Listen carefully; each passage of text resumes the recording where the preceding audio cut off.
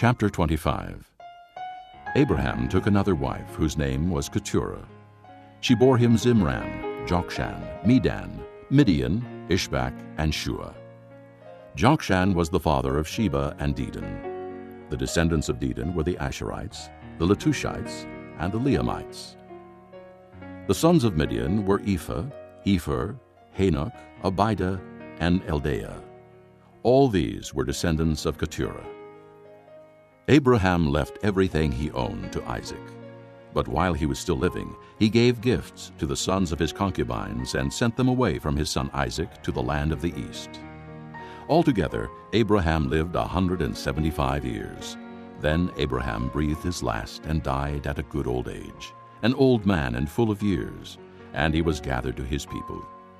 His sons, Isaac and Ishmael, buried him in the cave of Machpelah near Mamre, in the field of Ephron, son of Zohar the Hittite, the field Abraham had bought from the Hittites. There Abraham was buried with his wife Sarah. After Abraham's death, God blessed his son Isaac, who then lived near Beer-lahai-roi. This is the account of Abraham's son Ishmael, whom Sarah's maidservant Hagar the Egyptian bore to Abraham. These are the names of the sons of Ishmael, listed in the order of their birth: Nebaioth, the firstborn of Ishmael; Kedar, Adbeel, Mibsam, Mishma, Duma, Massa, Hadad, Tema, Jetur, Naphish, and Kedemah.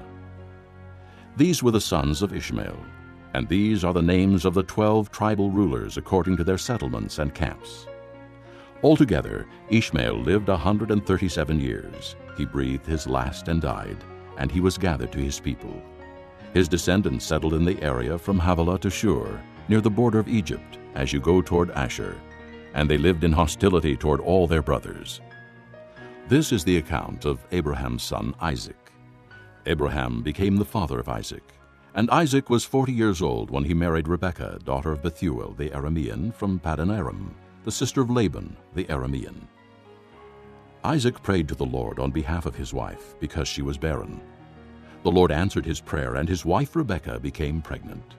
The babies jostled each other within her, and she said, "Why is this happening to me?" So she went to inquire of the Lord. The Lord said to her, 2 nations are in your womb, and 2 peoples from within you will be separated. One people will be stronger than the other, and the older will serve the younger. When the time came for her to give birth, there were twin boys in her womb. The first to come out was red, and his whole body was like a hairy garment.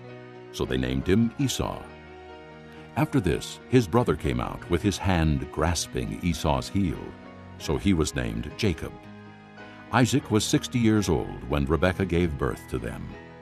The boys grew up, and Esau became a skillful hunter, a man of the open country, while Jacob was a quiet man, staying among the tents. Isaac, who had a taste for wild game, loved Esau, but Rebekah loved Jacob. Once when Jacob was cooking some stew, Esau came in from the open country, famished. He said to Jacob, "Quick, let me have some of that red stew. I'm famished." That is why he was also called Edom. Jacob replied, "First, sell me your birthright." "Look, I am about to die. Esau said. What good is the birthright to me?" But Jacob said, "Swear to me first." So he swore an oath to him, selling his birthright to Jacob. Then Jacob gave Esau some bread and some lentil stew. He ate and drank, and then got up and left. So Esau despised his birthright.